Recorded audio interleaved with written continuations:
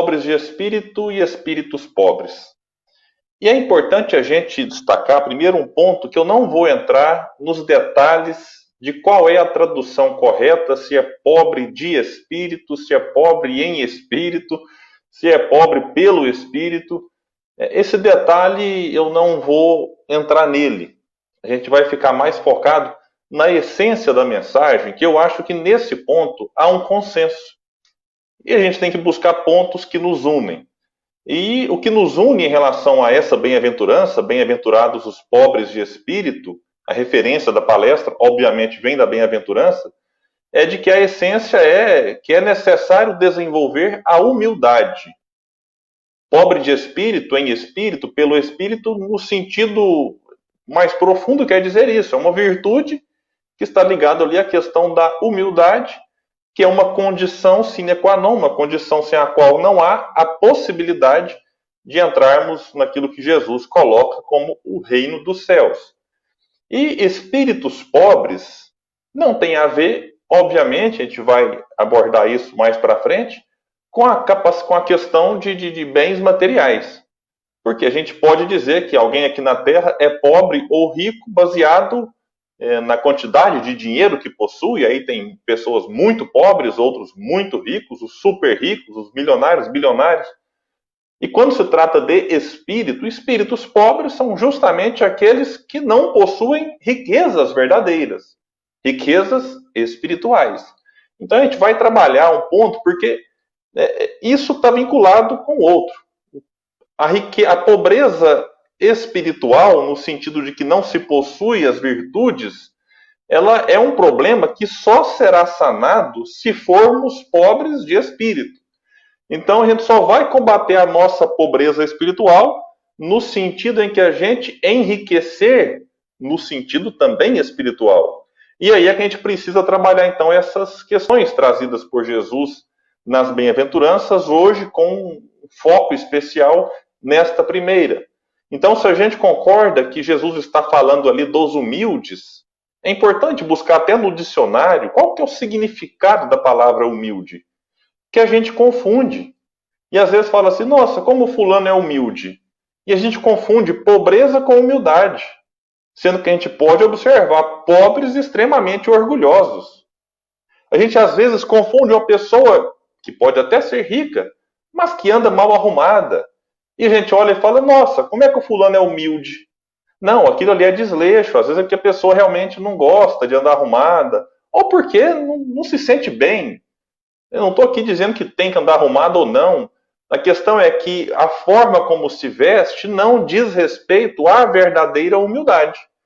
Em que a gente pode ver pessoas extremamente bem arrumadas. O Chico, por exemplo, quando decidiu usar um ternozinho, pó peruca, foi acusado por muita gente. Ih, Chico perdeu a encarnação. Chico ficou orgulhoso, deixou a vaidade tomar conta. E a gente pode ver pessoas bem arrumadas, mas com um coração extremamente generoso. Então o dicionário vai dizer que humilde é o modesto, que tem noção, isso aqui é importante, tem noção de suas limitações, que não se valoriza nem é vaidoso. E a humildade seria o quê?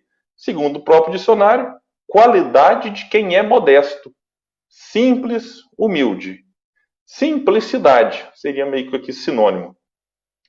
Qualidade de... Isso aqui também vamos focar nesse ponto que vai ser importante para o resto da palestra. Qualidade de quem tem consciência de suas limitações. Então, isso aqui está meio que vinculado, obviamente, ao humilde, né? Em que há ou demonstra fraqueza diante de algo ou alguém. Então, o humilde reconhece a própria limitação. E aí a gente se pergunta, por que Jesus coloca esta bem-aventurança como sendo a primeira? Que a gente traduz bem-aventurados os pobres de espírito como felizes os humildes. É quase comum a gente traduzir bem-aventurados por felizes. O que não está, de toda forma, é errado. Dá para entender desse jeito também. Mas se a gente for buscar lá nas traduções, a gente vai encontrar duas palavras que têm significados similares, porém de duas linguagens diferentes em relação à bem-aventurança. Aquela primeira palavra, primeiro termo. Lá do grego, a gente vai observar ela como Macarios, que significa bem-aventurado. Mas a gente pode observá-la no hebraico, como que eu não sei se eu vou falar corretamente, mas Ashrei, alguma coisa assim, que significa avante. Isso aqui é interessante, que se a gente mudar então de bem-aventurados para avante, dá uma outra ideia, sem que a gente precise menosprezar e desprezar a primeira.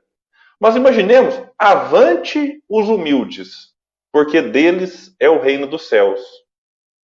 A ideia de avante traz a ideia de progresso, em que a gente só pode progredir, que é a primeira bem-aventurança, só pode progredir para as outras bem-aventuranças se a gente conquistar essa primeira.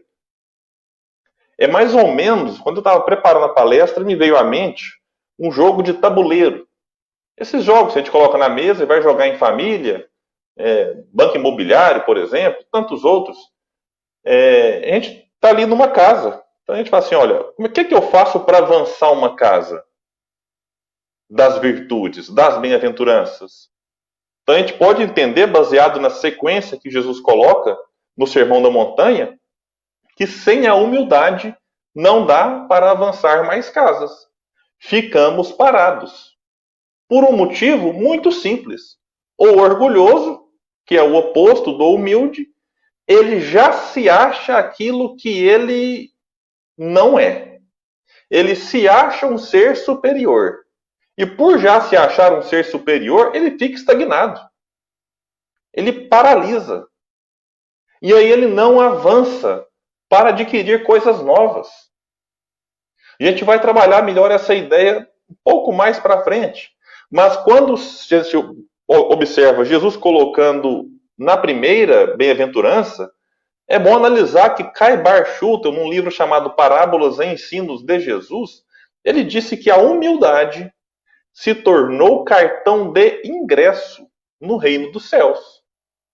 Olha, o que eu preciso para entrar no reino dos céus? E Kai Bar fala, o ingresso é a humildade. Ah, mas é só ela? Não, não é só ela. Mas é a partir dela que as outras vêm. E sem ela, as outras não vêm. Quando fala em conquistar, em adquirir, logo me vem à mente a parábola das 10 virgens. Que a gente fica assim, o que eu faço para evoluir? O que eu faço para entrar num mundo melhor? Ainda mais agora, que a gente está na Terra aqui com tanta coisa acontecendo. Nossa, o que eu faço para quando eu desencarnar merecer um mundo melhor? A gente precisa então olhar para a parábola das 10 virgens e entender que ali, atrás de todos os símbolos, tem uma lição valiosa. Resumidamente falando, nós temos ali 10 virgens, 5 tolas, 5 prudentes, que vão ficar à espera do noivo. O noivo vem, e 5 tolas tinham pegado a candeia, mas não pegaram o óleo. Então, quando elas tentaram acender a sua candeia, obviamente, sem o óleo, ou seja, sem o combustível, a candeia não se acendia. As prudentes, como levaram a candeia e o óleo, elas então acenderam a candeia e a candeia fez luz. E aí elas tiveram uma ideia, poxa, me dá as tolas, né? Me dê um pouco do vosso óleo. E as prudentes disseram, não. Porque se a gente der para vocês, nós ficaremos sem. E aí as prudentes disseram às tolas, vão comprar com quem vende. Comprar com quem vende. E aí as tolas saíram e foram ao encontro de quem eventualmente vendia o óleo. Nisso chega o noivo e se depara somente com as 5, que agora ele já chama de preparadas. E entra com essas 5 para as bodas. Tempos depois, as tolas regressam ao ponto, bate na porta e o noivo diz, em verdade vos digo que não vos conheço. Vigiai e orai, porque não se sabe nem o dia e nem a hora. E a gente fica preocupado, será que Jesus agora está incentivando o egoísmo, já que as virgens tolas não deram óleo para as virgens prudentes não deram óleo para as virgens tolas? Será que o mestre, que só falou de amor, de fraternidade, de solidariedade, de desapego, agora conta uma parábola para incentivar a posse, o apego, a não divisão, a falta de empatia, de compaixão? Não. A questão é que esse óleo não pode ser interpretado no seu sentido material como se fosse um objeto. Esse óleo fala de uma luz, fala de um elemento espiritual. E aquela luz que a candeia... Mostrei que eu estou com o dedo machucado, alguém vai pensar assim, ficou meio estranho aqui na filmagem. Aquela luz que foi acesa pelas tolas simboliza progresso espiritual. Então, o óleo como elemento espiritual, ele não tem condição de ser repassado para outro. Não se doa virtude, não se doa conhecimento. Todo mundo precisa fazer um movimento de ir comprar com quem vende. E esse comprar com quem vende nada mais é do que buscar, através da própria encarnação, oportunidades para que o próprio indivíduo conquiste a sua iluminação. Porque apenas um indivíduo iluminado no nível que um planeta exige conseguirá entrar nele. Não dá para, com a luz que a gente possui agora, entrar no mundo em que vive Jesus, para citar só um exemplo. Então é necessário comprar, entre aspas, conquistar. Comprar no sentido material, sentido espiritual, conquistar as virtudes que precisamos, o ingresso que necessitamos. E a virtude básica, a virtude mãe de todas as outras é a humildade. Sem ela, nada seremos. Sem ela, nada conquistaremos. E além de Jesus colocar na primeira bem-aventurança, ele coloca como seu primeiro gesto, ao encarnar entre nós, o gesto da humildade. Jesus poderia nascer onde quisesse. Imagine, governador espiritual do orbe. Então ele tem o domínio de tudo. Ele poderia nascer no palácio mais suntuoso. Ele poderia nascer filho dos reis mais poderosos do planeta naquele momento. Mas ele escolhe nascer numa manjedoura. Filho de pais extremamente simples, sem poder, sem status, sem grandes condições financeiras. Por escolha. Agora, nada na vida de Jesus foi assim, de maneira casual. Ah, não, aqui não tem ensinamento, não tem. Jesus ensina o tempo todo, quando fala, quando cala, quando gesticula, quando encarna e quando desencarna.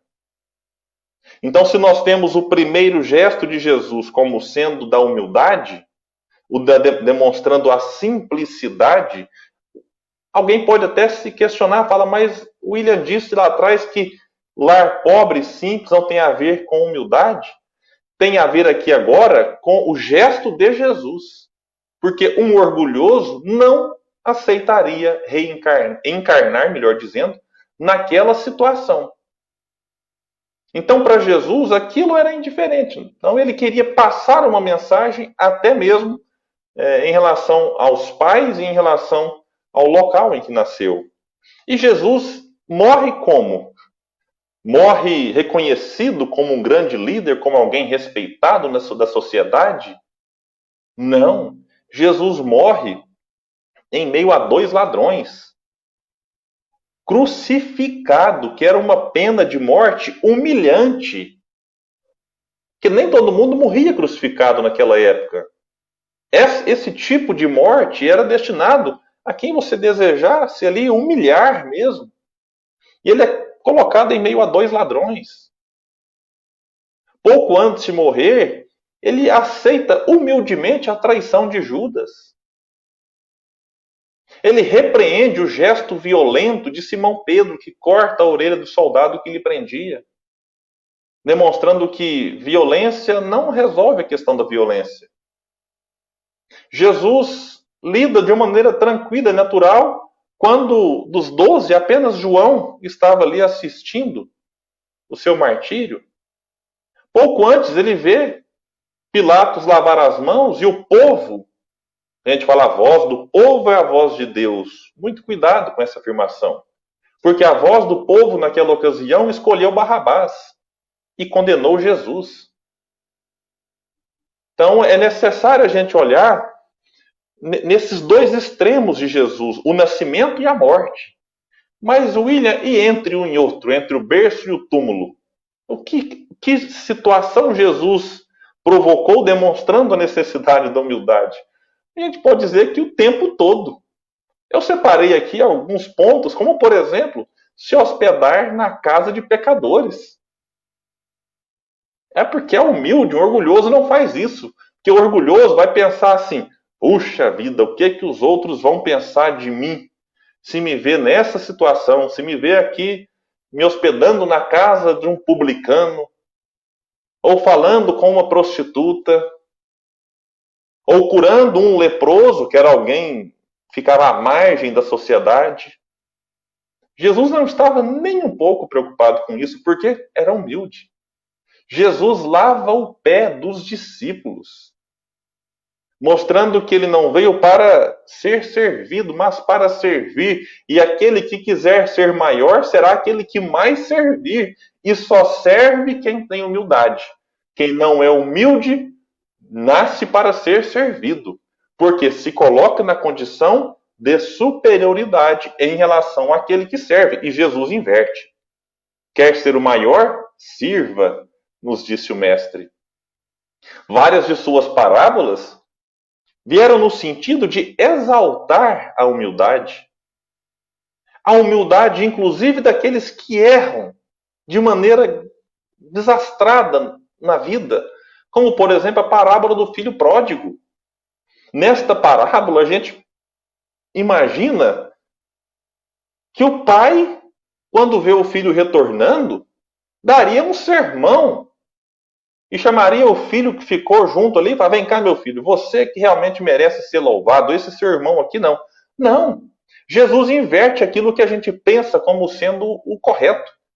E Jesus então exalta a figura daquele que humildemente aceita o fracasso, como a gente viu na definição da palavra, aceita as próprias limitações, faz o caminho de volta. Este é exaltado na parábola. Este merece a festa.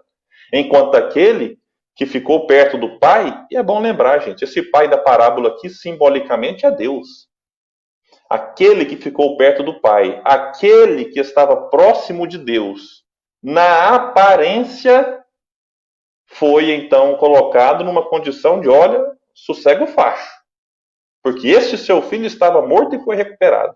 Estava perdido e foi encontrado. E a gente vê muito isso hoje em dia, em que muitos de nós nos julgamos próximos de Deus, nos julgamos próximos do Pai, e por isso condenamos, por isso julgamos, por isso observamos situações e queremos usar a nossa régua para medir os outros. Como observamos recentemente, eu não vou entrar nos detalhes porque eu respeito as divergências. Mas um ponto a gente precisa dizer em relação àquela menina, aquela criança que foi estuprada.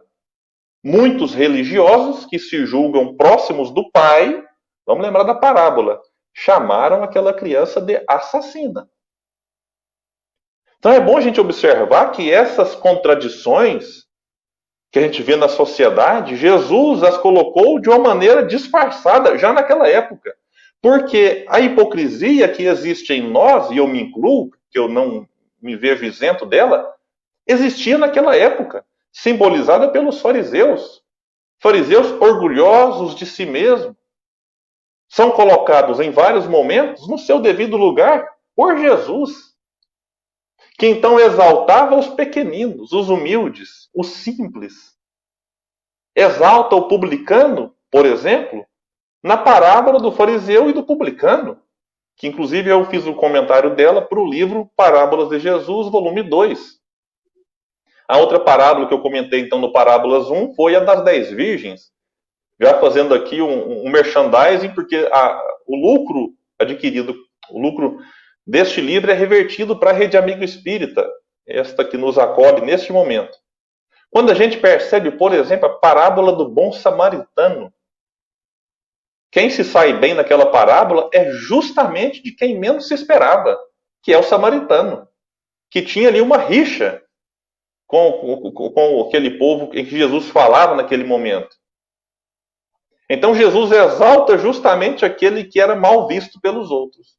Enquanto o levita e o sacerdote, tidos pela comunidade como indivíduos inquestionáveis, foram colocados nesta parábola como os, digamos, inferiores.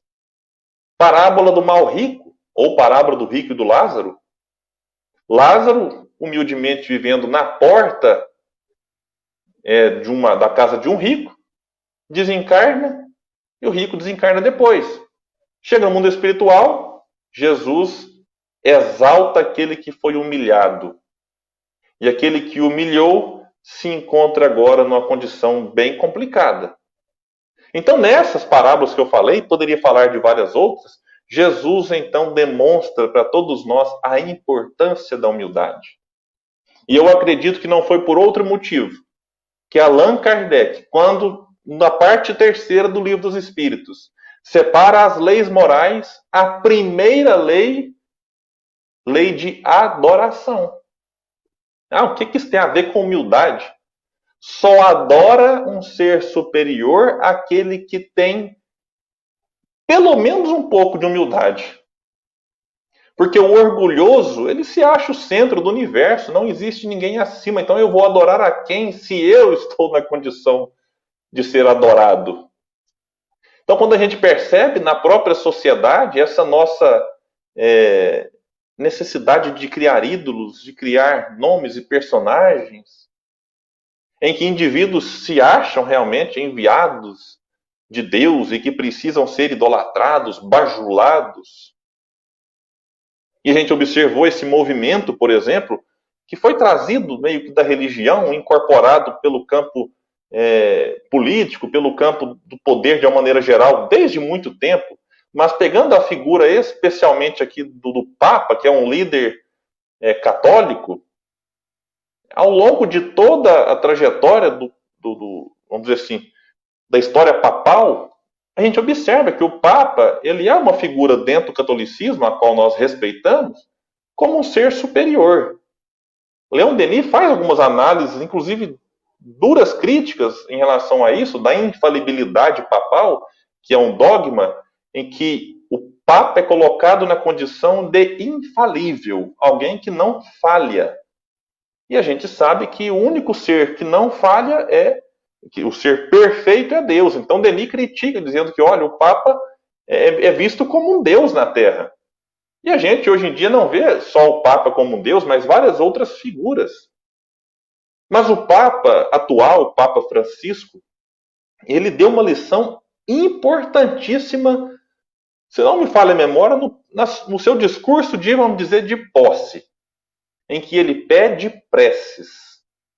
Isso é uma mudança tão radical no pensamento, né, que meio que permeava ali a igreja, porque quando o Papa pede preces, isso quer dizer que ele se coloca na condição de alguém que precisa de ajuda. Isso é um gesto de humildade.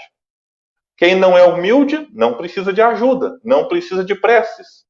Então o Papa, quando fala, gente, reze por mim, ele reconhece a sua própria limitação e a sua necessidade do auxílio alheio. E isso muda paradigmas. Isso, obviamente, não colocou em xeque o dogma dentro da igreja, mas isso é simbólico. Isso é simbólico. Então, o seu primeiro gesto, ou um dos primeiros, foi o gesto de humildade. Então, Kardec, quando ressalta a lei de adoração como a primeira das leis morais, é também algo a nos dizer, olha, vamos prestar atenção nessa, porque sem essa bem trabalhada, as outras leis morais serão trabalhadas com mais dificuldade. Então, quando a gente se vê revestido pelo orgulho, na verdade, o orgulhoso não se vê isso, mas vamos trabalhar a ideia só para a gente entender um pouco mais. A gente se vê pronto. O orgulhoso se enxerga o material acabado. Então, ele não consegue perceber fragilidades que precisam ser melhoradas. E quem vai lançar luz sobre isso é Leon Denis.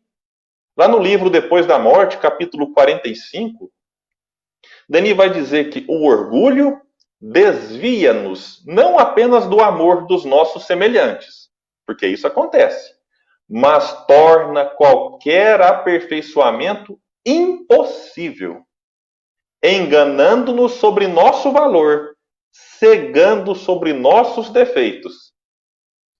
E aí alguém pode pensar assim, defeitos? Que defeitos? É porque às vezes está cego pelo orgulho, a gente não consegue enxergar. Não só não consegue enxergar, como a gente fica triste com quem fala deles. Ai de alguém que apontar um problema meu. A gente fica mal-humorado, a gente briga, a gente discute, fica sem falar, bloqueia no Facebook, bloqueia no WhatsApp, rompe a amizade. Isso acontece. Isso acontece. Então, a gente precisa desenvolver a humildade até para aceitar melhor as críticas. E recebeu a crítica? Vamos separar agora aqui. Será que o outro tem razão? Será que ele não pode estar certo? Será que faz sentido? Porque se a gente não faz essa análise, a gente vai continuar errando. É igual, por exemplo, alguém chegar e falar assim, nossa, William, essa comida aqui hoje ficou sem sal. Mentira. Está querendo só pôr defeito. Deixa eu pegar a opinião de um terceiro. Por que você acha desse tempero aqui hoje? Não, olha, tá sem sal realmente. Então isso faz parte. Porque se eu não recebo essa crítica de maneira construtiva, eu continuarei fazendo comida sem sal. E aí muita gente pode comer e não gostar. Então tem aqueles que são chamados super sinceros, né? Que eles falam mesmo. Tem que ter cuidado, porque às vezes a sinceridade muito assim, ela pode até ferir alguém. Mas se a gente entender que eles cumprem um papel importante na nossa vida. E a gente não precisa acolher tudo que eles falam. Mas dá uma peneirada. Deixa eu filtrar aqui, talvez 10% do que eles falam tiver razão, já é 10% de possibilidade de mudança. Que sem aceitar a própria fragilidade, Denis fala, é impossível melhorar. E ele continua dizendo que apenas, olha o termo que ele usa, apenas um exame rigoroso dos nossos atos e dos nossos pensamentos nos permitirá nos reformarmos.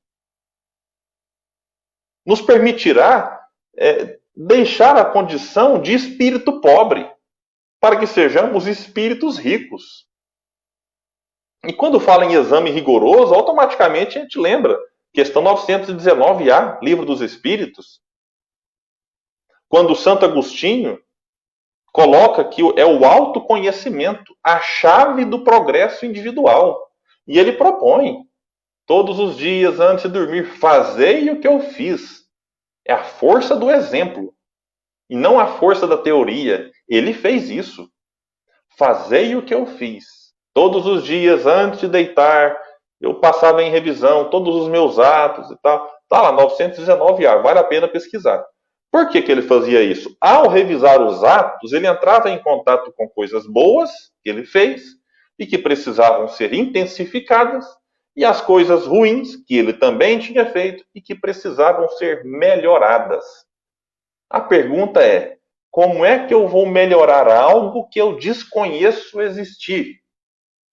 Leon Denis fala disso. É impossível remediar o mal sem conhecê-lo. Eu preciso fazer um diagnóstico correto de mim mesmo. Só que aí surge um problema.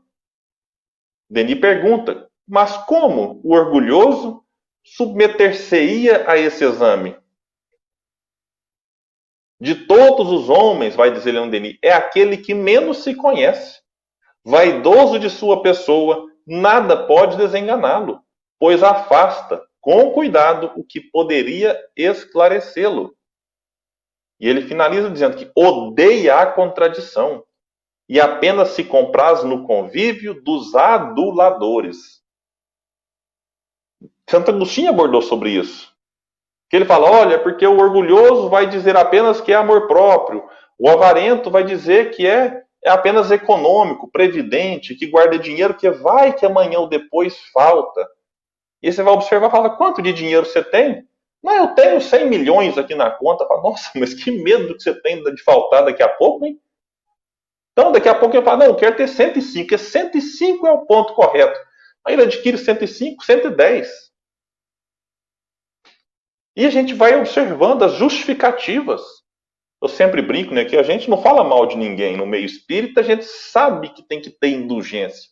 Então a gente não fala mal, a gente só comenta, né?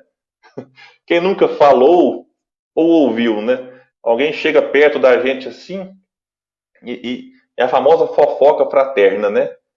E começa a falar de alguém, e de repente fala, olha, não é querendo falar mal, não, mas depois do mas vira tragédia. Coitado do outro. E no final ainda conclui dizendo assim, olha, não leva mal não, só estou falando para o bem dele. Olha, mas se fosse para o bem dele, tinha que falar para ele. Kardec fala que se o problema só afeta a pessoa, nós não podemos divulgar isso no coletivo. Agora, se o problema da pessoa afeta o coletivo, é uma responsabilidade nossa fazer com que aquilo seja conhecido, para que os outros, eventualmente, não sejam prejudicados. A gente vive num mundo hoje que não se pode mais criticar nada.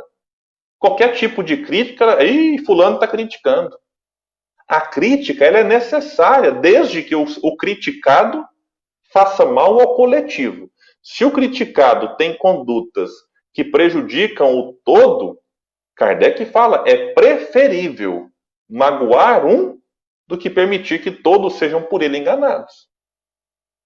Então a gente precisa olhar essas críticas, seja aquelas feitas de maneira individual, ou aquela que eventualmente alguém comentou e foi comentando até que um dia chegou em nós, e avaliar. Se a gente tem o comportamento de se afastar de quem eventualmente nos dá alguma sugestão para o nosso bem, é um indício, primeiro, que somos orgulhosos, e segundo, de que podemos estar ali submetidos já a uma obsessão por fascinação, que tem essa característica. O fascinado, Kardec trabalha no Livro dos Médiuns, ele só fica próximo de quem fala bem. É o que Leon Denis fala dos bajuladores. Qualquer pessoa que tenha o cuidado de alertá-lo, ele vai se afastando. Ele vai se isolando.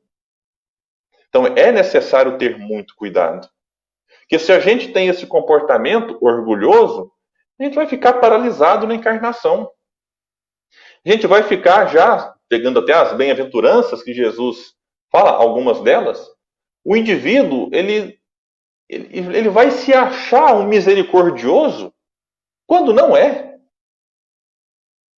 Ele vai se achar um pacífico quando não é. Vai se achar um pacificador quando na verdade é alguém que promove guerras, discórdia. Mas ele já se acha pacificador e já se achando, ele para naquele ponto e não avança. Avante, lembra da tradução? Avante os pobres de espírito, avante os humildes. Avancem, avancem para a próxima casa. E a humildade, ela vai estar ali nas grandes conquistas, pessoais ou coletivas. Caibar chega a dizer no seu livro, Parábolas e Ensinos de Jesus, que sem a humildade, nenhuma virtude se mantém. A humildade é o propulsor de todas as grandes ações e rasgos de generosidade, seja na filosofia, na arte, na ciência, na religião. Tratando de filosofia, por exemplo, Sócrates, o grande filósofo, uma das suas frases mais marcantes, talvez a mais marcante, é a só sei que nada sei. Esta frase, de certa forma, ela permeou toda a vida de Sócrates. E ele não alimentava ilusões sobre o próprio saber. Num dado momento, disseram para ele que ele era o homem mais inteligente, mais sábio daquele local, e ele, deixa eu ver se sou mesmo. E ele começou a conversar com várias pessoas. E todos aqueles que eram também considerados grandes sábios, se consideraram realmente grandes sábios. E aí ele depois afirma, olha, só sei que nada sei. E foi até perseguido por isso. Ele falou, como assim? Só sei que nada sei. O cara é o mais inteligente e fala que nada sabe. Essa é uma característica. Que quanto mais se sabe, mais se percebe a vastidão de coisas para se saber. E não dá para acumular tudo de conhecimento humano. Não dá. Olha, me perdoe, todos que me assistem nesse momento. Você pode ter feito não sei quantas faculdades, especializações, mestrado, doutorado, tudo que você quiser. Me desculpe, mas você não sabe tudo nem da sua área. Nem eu da minha. E eu tô mais complicado ainda, que eu nem curso superior fiz. Comecei e parei. Então, vamos falar de espiritismo. Eu não sei quantos anos tem de doutrina a pessoa que está aqui acompanhando agora. Não sei. Mas eu posso afirmar sem conhecer. Nós não sabemos tudo de doutrina espírita. Se alguém acha que sabe tudo, já é um indício de orgulho e de fascinação. Isso acontece. Ah, não, esse livro aqui eu já li, Evangelho segundo o Espiritismo. Nossa, eu já li 3 vezes. Falou, opa, que beleza, hein? Só já leu 3 vezes e já virou doutor em Evangelho segundo o Espiritismo. Herculano Pires faz um alerta quanto a isso. Para que a gente tenha sempre a humildade de se colocar na condição de aprendizes do Evangelho, de aprendizes do Espiritismo. Porque Sócrates, mesmo com todo o seu conhecimento, estava sempre na condição de aprendiz. Quando se fala de religião, nós poderíamos citar aqui vários e vários exemplos. Eu vou ficar com Simão Pedro. Que Simão Pedro, o episódio da negação é extremamente simbólico ali, embora seja um fato, aconteceu aquilo. Mas vamos lembrar, pouquíssimo tempo antes, Jesus falou para Simão. Eu vou ler, eu recortei o trecho aqui para a gente ficar bem literal. Estava ali Jesus reunido com os seus apóstolos, e aí Simão fala assim: Senhor, para onde vais? Jesus lhe respondeu: para onde eu vou, não podes agora seguir-me, mas depois me seguirás. Disse-lhe Pedro: por que não posso seguir-te agora? Vejam isso. Por ti darei a minha vida. Respondeu-lhe Jesus. Eu fico pensando, gente, na cara de Jesus, no pensamento dele. Quando percebe Simão Pedro falando isso, Jesus conhecendo a intimidade de Simão Pedro, Jesus olha Simão falando: por ti darei a minha vida. E Jesus fala: meu filho, não fala isso não. Respondeu-lhe Jesus: se fosse aqui em Minas, a gente falaria assim: não fala um trem desse não, Simão. Porque em Minas, tudo que a gente não sabe explicar vira trem. Então, é algo tão chocante a afirmação de Simão, e Jesus já sabendo o que aconteceria, porque conhecia, era um espírito que via à distância, né? Ele tinha ali a vidência, e aí ele fala, respondeu-lhe Jesus: tu darás a tua vida por mim? Ele pergunta, né? Na verdade, te digo que não cantará o galo enquanto não me tiveres negado 3 vezes. Eu fico pensando no orgulho de Simão Pedro. Eu me garanto, eu estou firme ao lado do mestre. Aconteça o que acontecer. Isso aqui é por minha conta já, viu, gente? Então, Simão Pedro, se tivesse sido humilde e aceitado o alerta de Jesus, falou: será que Jesus tem razão? Gente, ainda mais sendo Jesus, já tinha visto tanta coisa, tantos chamados milagres, já tinha percebido a bondade, o amor no coração de Jesus, convivendo com o mestre lado a lado, Jesus praticamente morando na sua casa. E Simão Pedro não dá créditos ao que Jesus falou. Gente, isso aqui é um alerta para nós. Se Simão Pedro não ouviu o alerta de Jesus, é para a gente ter um pouco mais de paciência, até com aquele parente que a gente vive falando: olha, cuidado, vai dar errado, vai dar ruim, como diziam os jovens. E aquele parente não ouve, vai lá, faz e dá ruim, como a gente previa. Isso não serve para que a gente deixe de alertar, porque Jesus talvez até sabia, acredito, sabia que Simão Pedro falaria isso, e Jesus ainda assim alerta. Jesus não desiste. Mas é importante a gente compreender que Jesus não conseguiu convencer Simão Pedro. Jesus falou. Simão Pedro quis acreditar? Não. Então, fazer o quê? E aí a gente percebe. Jesus é preso, Simão está ali vendo de longe. Opa, chega alguém e pergunta: você é um dos nazarenos? Estava com ele? Não, imagina. O que é isso? Você está me confundindo? Vem o segundo, Simão Pedro mais uma vez.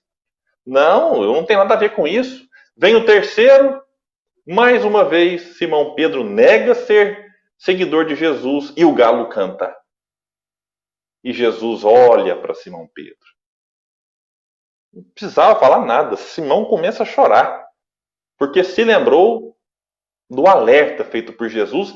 Certamente, quando fala lá, caiu em si, talvez aqui tenha sido um ponto em que Simão Pedro percebeu que precisava ser humilde, porque se não fosse, não seria o grande Simão Pedro que nós tivemos tempos depois. Mas Jesus vem confirmar isso depois de desencarnado. Quando aparece para Simão, e depois de ter ali 3 negações, Jesus busca em Simão 3 afirmações. Simão, tu me amas? Amo, Senhor. Então apacenta as minhas ovelhas. Simão, tu me amas? Sim, eu te amo. Então apacenta as minhas ovelhas. Simão, filho de Jonas, tu me amas? Sim, mestre, eu te amo mais do que tudo nessa vida. Então apacenta as minhas ovelhas. 3 negações, 3 afirmações. Simão Pedro, que naquela reunião anterior à desencarnação de Jesus, ouviu do Mestre dizendo que para onde eu vou não podes agora seguir-me, mas depois me seguirás.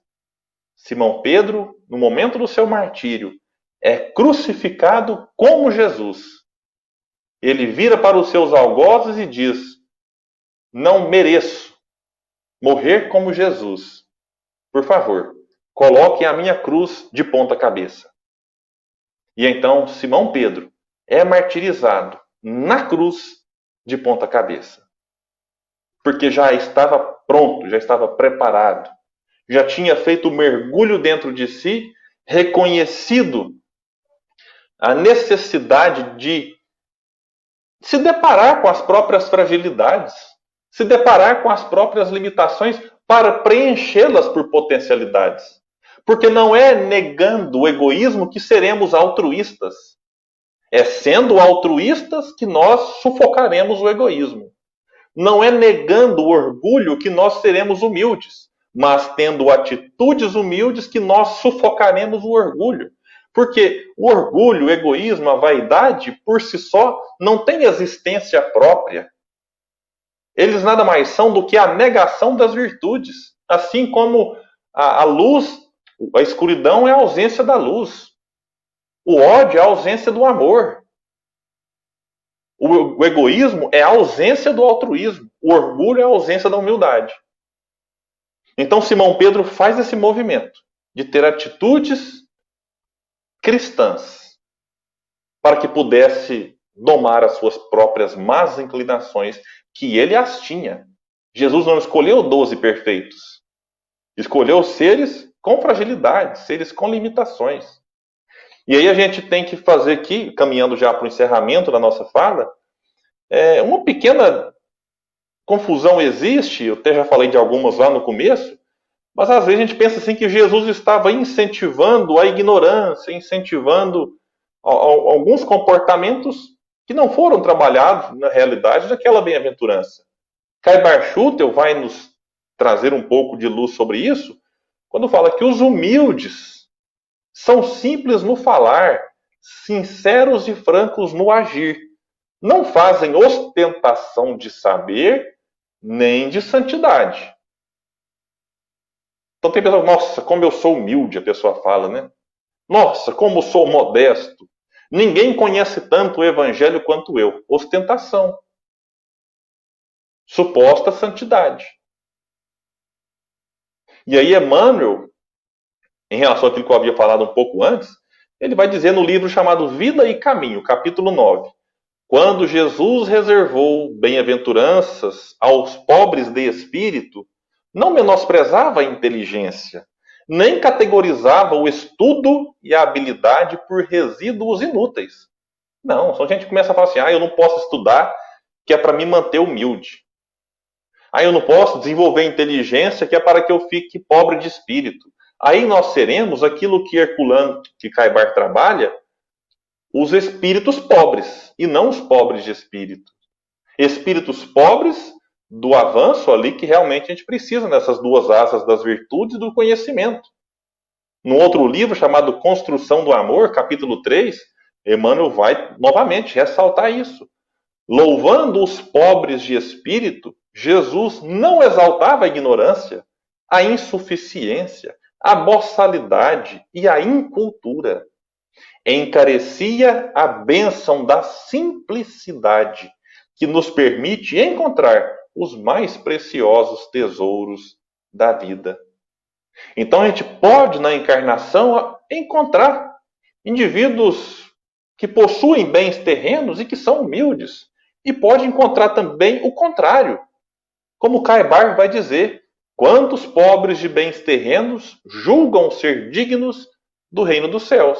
E, entretanto, são almas obstinadas e endurecidas.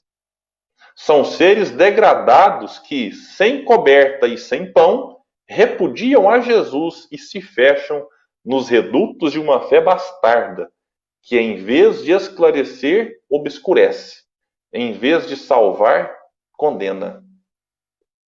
Então, nascer numa família pobre, viver a pobreza, não é garantia de redenção espiritual. A pobreza é uma prova dura, extremamente difícil, que pode ser bem ou mal suportada, bem ou mal aproveitada, assim como a riqueza. Uma prova difícil, que pode ser bem ou mal encarada. Depende da forma como nós encaramos cada uma delas. E aí, no livro chamado Dinheiro, Emmanuel vai nos trazer no capítulo 11, há ricos que são maravilhosamente pobres de avareza. São os ricos desapegados, ajudam na coletividade, instruem, oferecem oportunidades para que os outros também se enriqueçam, que tem a riqueza que ela é constituída a partir daquilo que eu tiro, daquilo que eu aproveito, daquilo que eu roubo, daquilo que eu desvio. E tem aquela riqueza que ela é conquistada promovendo riqueza nos outros, e não apenas, muitas vezes, especulação, em que pessoas se tornam milionárias sem ter trabalhado, só especulando, só lucrando a partir da tragédia alheia. Então, há ricos que são maravilhosamente pobres de avareza. Aqui ele usa dois termos aparentemente em contradição. E encontramos pobres, lamentavelmente, ricos de sovinice, que é sinônimo de avareza. Somos defrontados, diz Emmanuel, em toda parte, por grandes almas que se fazem humildes a serviço do Senhor, na pessoa do próximo, e frequentemente surpreendemos espíritos rasteiros, envergando túnicas de vaidade e dominação. Aqui eu poderia até dizer que a gente vai encontrar grandes almas que se fazem humildes sem necessariamente estarem vinculadas à religião.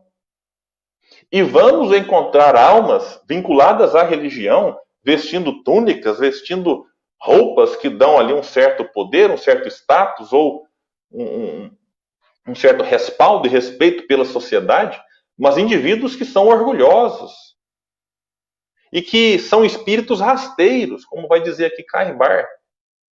Então a gente tem que começar a olhar além da aparência, tentando enxergar a essência.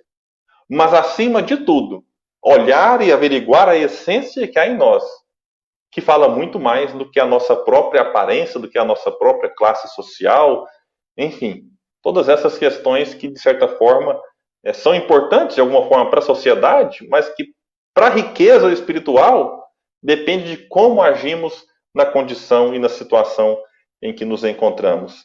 E aí, Leon Denis, para a gente fechar essa palestra, esse estudo trazendo um pouco assim e aí, e agora? O que é que eu vou fazer? Leon Denis vai trazer agora a importância de aproveitarmos as oportunidades da encarnação. Dizia ele que o orgulho, a ambição ávida não podem atenuar-se ou apagar-se, senão por meio de vidas atormentadas, vidas de trabalho e de renúncia, no decorrer das quais a alma orgulhosa volta-se para si mesma, reconhece sua fraqueza, abre-se para os sentimentos melhores. Olha o verbo, abre-se. O orgulhoso está fechado, mas chega um momento em que, quando ele reconhece a sua fraqueza, é como se ele abrisse para novas possibilidades, para novas conquistas. E aí a encarnação se torna uma forma maravilhosa de se fazer isso, se não a única. E ele vai dizer que um pouco de sabedoria e de reflexão nos preservaria desses males. Gente, veja agora o que ele coloca aqui para nós. Como podemos nos deixar invadir e dominar pelo orgulho, quando basta nos considerar para ver o pouco que nós somos? Então, uma vez eu vi uma imagem, falava assim, você se acha o centro do universo? E aí pegava e colocava o planeta Terra. E falava assim, e aí, cadê você, né? E aí pegava e afastava mais a imagem, daqui a pouco a Terra tinha virado apenas um pequeno ponto naquela imagem. E dentro daquele pequeno ponto estava nós lá. Yura, quer dizer então que eu não tenho importância para o mundo? Você é importante para o mundo. Nós fomos criados por Deus e que nos deu de presente a imortalidade da alma. Nada nos destrói. Portanto, somos importantes. Mas vamos, como eu disse lá atrás, vamos sossegar o facho, porque a gente não é essa última bolacha do pacote como nós muitas vezes nos consideramos. E Leon Denis vai nos colocar aí no devido lugar. Vejam isso. Será o nosso corpo, nossos encantos físicos, que nos inspiram a vaidade? A beleza é passageira. Uma só doença pode destruí-la. Cada dia o tempo opera sua obra. Ainda alguns passos na vida e todas essas vantagens estarão desbotadas, fenecidas. Nosso corpo será apenas uma coisa repugnante. A gente está vivendo uma pandemia em que um vírus, e não é o primeiro, e acredito que não será o último, um vírus que nós não enxergamos, de repente muda radicalmente a nossa vida. Mesmo não desencarnados, todos nós tivemos a nossa vida impactada. Uns mais, outros menos. Aquela ideia do estamos no mesmo barco, eu não acredito naquilo. Porque alguns barcos estão em mais dificuldade. Os barcos de quem mora nas periferias, nas favelas, o que não é meu caso, mas isso não me impede de ter por eles compaixão, respeito, o barco deles é mais complicado do que o nosso. O barco de quem tem uma situação melhor, enfim. Então são muitos barcos que nós observamos, mas o vírus, aí sim, ele afeta todo mundo, alguns mais, outros menos. Alguns até se beneficiam do vírus. Alguns ficam mais ricos por causa do vírus. Alguns mais pobres. Mas eu estou dizendo que é um ser invisível que vem colocar tudo isso, virar de perna para o ar. Toda a nossa vida. E o nosso corpo, às vezes, sucumbe por conta dele. E aí Leon Denis vem dizer, será a nossa superioridade sobre a natureza, o que eu poderia até vincular de novo com o vírus. Mas não vou. Se o mais poderoso, o mais bem dotado de nós for transportado a um deserto, onde deverá bastar-se.